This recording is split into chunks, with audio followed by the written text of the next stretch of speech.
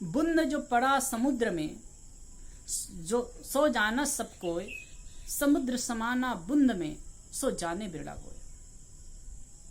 बुंद जो पड़ा समुद्र में, बुंद समुद्र में पड़ता है, उसको तो सब देखते हैं। बारिश होती है, आकाश में बादल बनते हैं और वहां से बारिश होती है और बूंदे जमीन पर गिरती है, समुद्र में गिरती है, उसको तो सब देखते हैं, सब जानते हैं।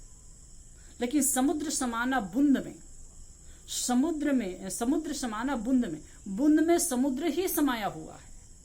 इसको कोई विवेकी तहकीकात करने वाला अन्वेषक ही समझ पाता है। बहुत विज्ञान की बात इसमें आ रही है।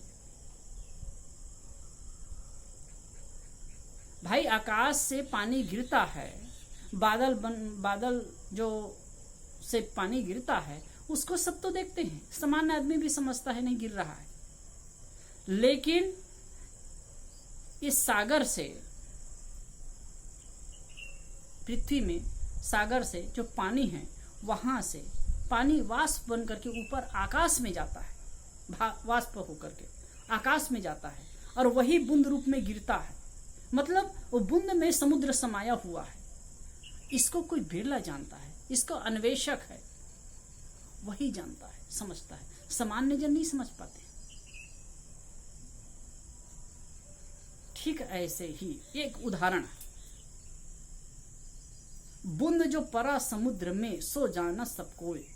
सभी लोग क्या कहते हैं, ये जो जीव बूंद रूप है और परमात्मा विराट सागर की तरह है, अब ये जो बूंद रूप जीव उस परमात्मा में समा जाता है, सो जाना सब कोई। पर समुद्र समाना बूंद में, पण ईश्वरत्व, परमात्म तत्व, परमात्मत्व ये जीव में ही समाहित है, जीव में ही वो निहित है। इस बात को कोई बिरला जानता है। लगभग सब तो यही कह रहे हैं कि जीव बूंद रूप है और वो समुद्र रूप परमात्मा में मिल जाता है। एक इस पर मैं संस्मरण बताऊं। करीब 6-7 साल हो गया होगा, मैं एक जगह बड़ौदा तरफ कार्यक्रम में गया था, तो एक वाक्य बर्बर व्यक्ति मिल गया। वाक्य बर्बर, इतने शब्दों की भीड़ उसकी कि कुछ कहना मुश्किल था। एक आश्रम में गए थे तो बैठे और उनकी चर्चा होने लगी। बोल रहा है, इतना बोलता था कर कर कर कर कर कर कर कि हिम्मत नहीं। एक साध्वी बहन भी थी, वो भी बैठी थी, वो भी नहीं बोल पाती थी और मैं भी नहीं बोल पा रहा था, सुनता गया। तो मैं सोचा कि जितना आपके पास में है वो निकालिए। कोई पुस्तक देखने आए थे तो फिर वो पुस्तक को दिखाए। वैसे अपने साध्वी बहनों के आश्रम की बात है, मैं दूसरी तरफ कार्यक्रम गया था तो वहां आया था, यहाँ डभोई गुजरात की बात। तो फिर वो कोई भी पुस्तक दिखाती, ये क्या पुस्तक है, ये क्या पुस्तक है, ऐसे कहते थे। इतने अच्छी पुस्तकों को एकदम वो नेग्लेक्ट कर देते थे और इस ढंग से वो शुरू किए। फिर यही बात आई, बहुत सारी बातें किए, फिर वही कहे कि जो परमात्मा विराट रूप है और जो जीव है बूंद रूप है। विराट जो समुद्र रूप जो परमात्मा है और जीव बूंद रूप है, उसमें मिल करके ही पूर्णता प्राप्त कर सकता है। सुनते भर सुना। फिर मैंने विनम्रता से कहा, अच्छा भाई ये बताइए आप, परमात्मा विराट रूप है और जीव बूंद रूप है, परमात्मा सागर रूप है और जीव बूंद रूप है, ये किसने कहा? जीव ने कहा कि परमात्मा ने कहा?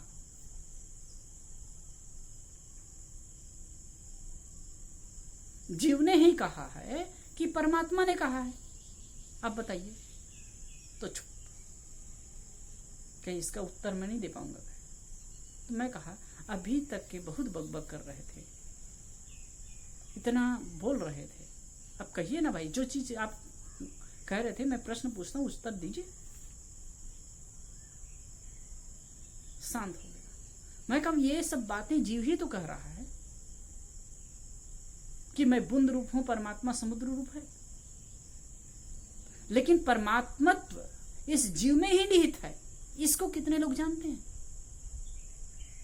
इस तत्व को कितने जानते हैं?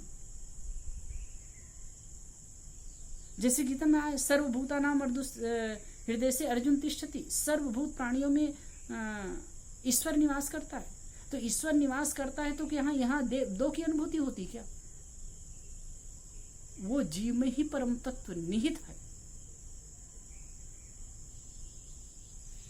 महाभारत में एक सुंदर सा श्लोक आया है, आत्मा क्षेत्रज्ञ इत्युक्ता संयुक्ता प्रकृतिर्गुणे तेरे तु विनिर्मुक्ता परमात्मेति उदाहृता।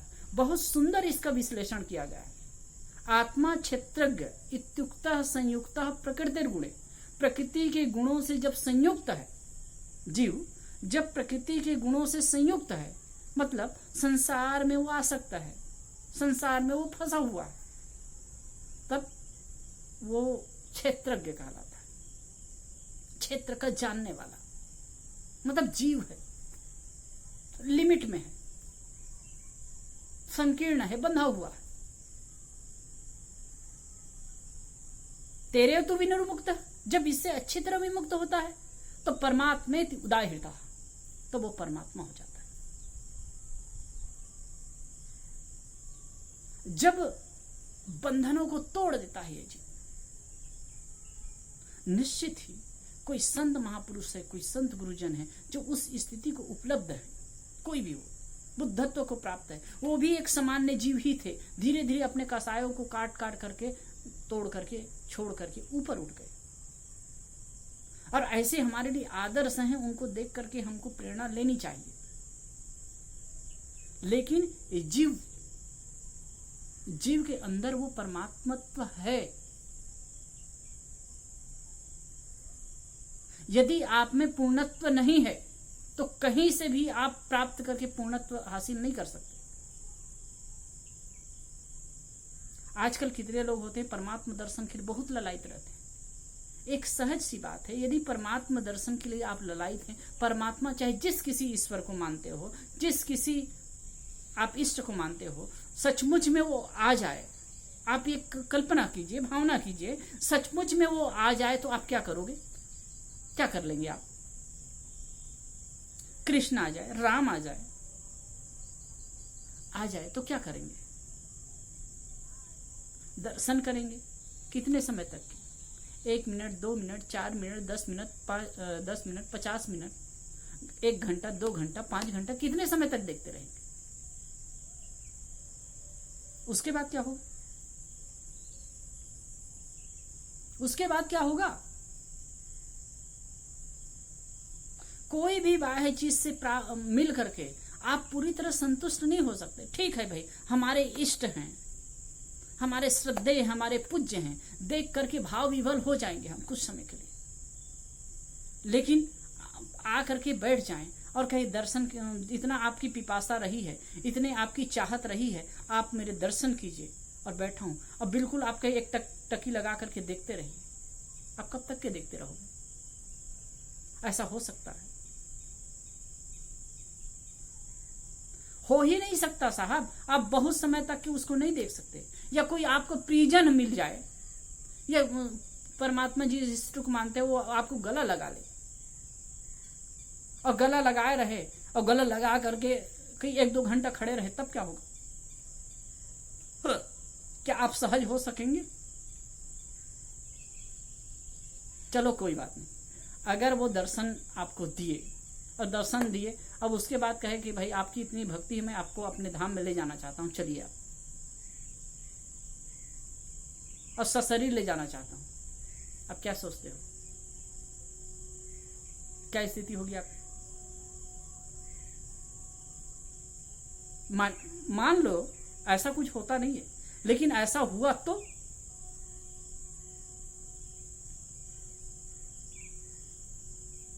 ये केवल लोक में फैला हुआ विचार है। वास्तव में आपके अंदर वो ब्रह्मत्व है साहब। आप ये भी समझिए कि कहीं से बाहर से मिल करके आपको पूर्णता नहीं हो सकती। आपके अंदर वो है, और आपके अंदर नहीं है तो कहीं बाहर से पूर्णता नहीं मिल सकती। पिंडेषु ब्रह्मांडे कहा जाता है ना। तो साहब यही बात कह रहे हैं कि समुद्र समाना बूंद में बूंद जो परा समुद्र में सो जाना सबको।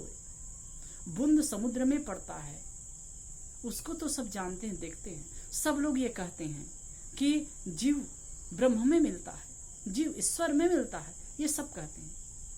लेकिन ईश्वरत्व, ब्रह्मत्व ये जीव में ही समाहित है, इसको कौन जानता है? कितने लोग समझते हैं? इसको तो पारखी, कोई विवेकी व्यक्ति ही समझता है। तो इसमें एक क्रांति है साहब की, हमको इसको समझना है और जीना है।